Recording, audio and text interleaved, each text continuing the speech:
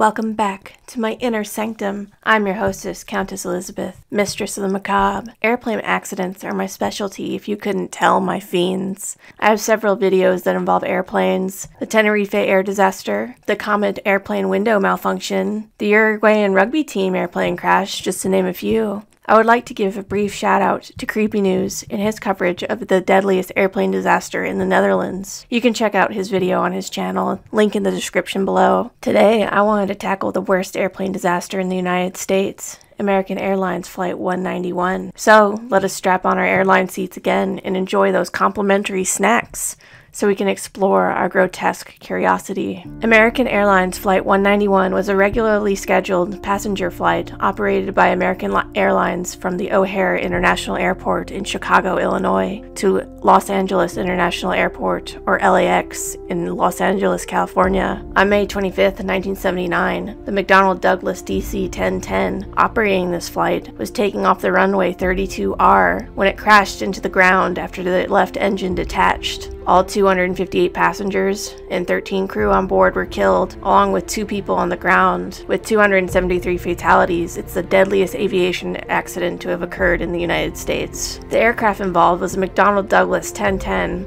registered as N110AA. It had been delivered on February 25, 1972, and at the time of the crash, it had logged just under 20,000 hours of flying time over 7 years. The jet was powered by 3 General Electric CF66D engines. A review of the aircraft's flight logs and maintenance records show that no mechanical discrepancies were noted for May 11, 1979. On the day of the accident, in violation of standard procedure, the records were not removed from the aircraft and were destroyed in the accident. Also, a side note, the DC-10 is the reason why I like to check the airplane I board every time, because this specific model of airplane had a mechanical malfunction with the cargo door, and back then it wasn't a known problem, but now it is widely known. On the accident flight, just as the aircraft reached takeoff speed, the number 1 engine and its pylon assembly separated from the left wing, ripping away a 3-foot, 1-meter section of leading edge with it. The combined unit flipped over the top of the wing and landed on the runway. Robert Graham, a supervisor of maintenance for American Airlines, stated, "As the aircraft got closer, I noticed what appeared to be vapor or smoke of some type coming from the leading edge of the wing and the number 1 engine pylon, and just about the time the aircraft got opposite my position and started rotation, I noticed that the number 1 engine was bouncing up and down quite a bit. Just about the time the aircraft got opposite my position and started rotation, the engine came off, went over the top of the wing, and rolled back down on the runway. Before going over the wing, the engine went forward and up just as if it had a little lift and was actually climbing. It didn't strike the top of the wing on its way, rather, it followed a clear path of the airflow of the wing, up and over the top of it,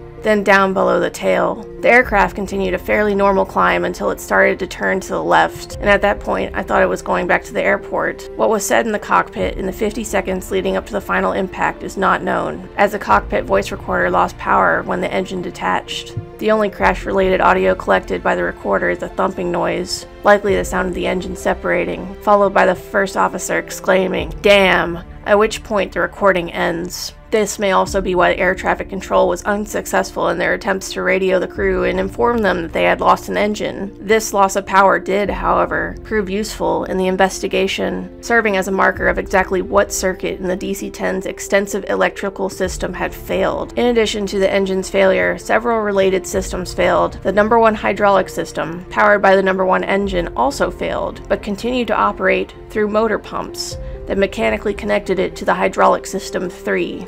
Hydraulic system 3 was also damaged and began leaking fluid, but maintained pressure in operation until impact. Hydraulic system 2 was undamaged. The number 1 electrical bus, whose generator was attached to number 1 engine, failed as well, causing several electrical systems to go offline. Most notably, the captain's instruments, his stick shaker, and the slat disagreement sensors. A switch on the overhead panel would have allowed the captain to restore power to his instruments, but it was not used.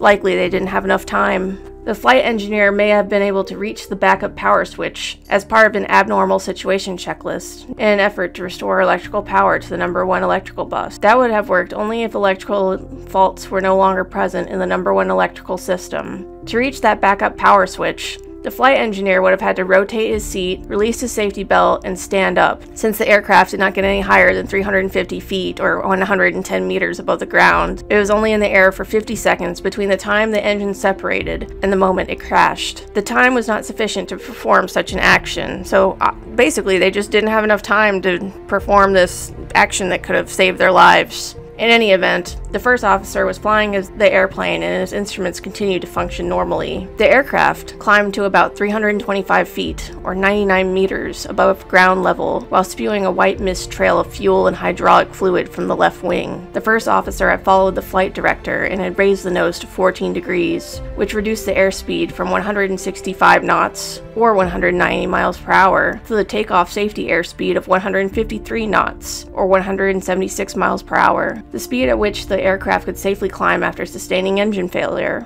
The engine separation, though, had severed the hydraulic fluid lines and controlled the leading edge slats on the left wing and locked them in place, causing the outboard slats, immediately left to number 1 engine, to retract under the air load. The retraction of the slats raised the stall speed of the left wing to about 159 knots, or 183 miles per hour, 6 knots higher than the prescribed takeoff safety airspeed of 153 knots. As a result, the left wing entered a full aerodynamic stall. With the left wing stalled, the airplane began banking to the left, rolling over onto its side until it was partially inverted at a 112 bank angle, as seen in the photograph, with its right wing over its left wing, as the cockpit had been equipped with a closed-circuit television camera positioned behind the captain's shoulder and connected to view screens in the passenger cabin. The passengers may have been able to witness this event from the viewpoint of the cockpit, as the aircraft dove towards the ground. Whether the camera's view was interrupted by the power loss from the number 1 electrical bus is unknown. The aircraft eventually slammed into a field around 4,600 feet away from the end of the runway. Large sections of aircraft debris were hurled by the force of the impact into an adjacent trailer park, destroying 5 trailers and several cars. The DC-10 also crashed into an old aircraft hangar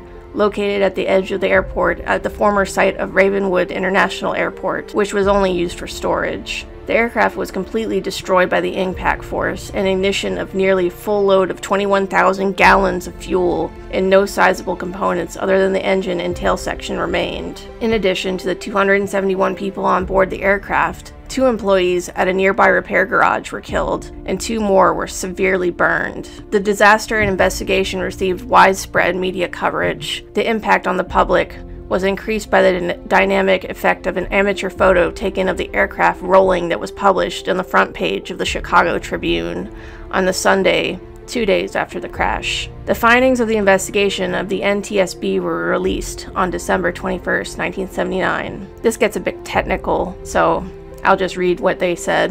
The National Transportation Safety Board determines that the probable cause of this accident was the asymmetrical stall and ensuing roll of the aircraft because of the uncommanded retraction of the left wing outbound leading edge slats and the loss of stall warning and slat disagreement indication systems, resulting from maintenance-induced damage, leading to the separation of the number 1 engine and pylon assembly at a critical point during takeoff. The separation resulted from damage by improper maintenance procedure, which led to the failure of the pylon structure. So, what it came down to basically was a failure in the maintenance practices. Contributing to the cause of the accident were the vulnerability of the design of the pylon attach points to the maintenance damage, the vulnerability of the design of this leading edge slat system to the damage which produced asymmetry, deficiencies in the Federal Aviation Administration surveillance and reporting system, which failed to detect and prevent the use of improper maintenance procedures, deficiency in the practices and communications among the operators, the manufacturer, and the FAA, which failed to determine and disseminate the particulars regarding previous maintenance damage,